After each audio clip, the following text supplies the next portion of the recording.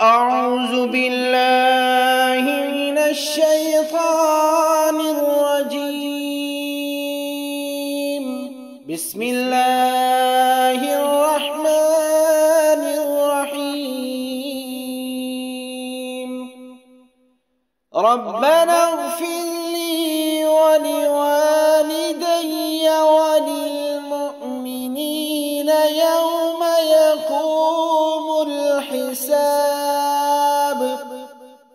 ربنا اغفر لي ولوالدي وللمؤمنين يوم يقوم الحساب.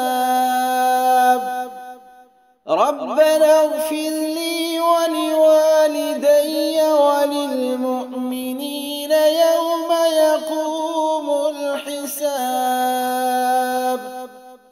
ربنا اغفر لي ولوالدي وللمؤمنين يوم يقوم الحساب.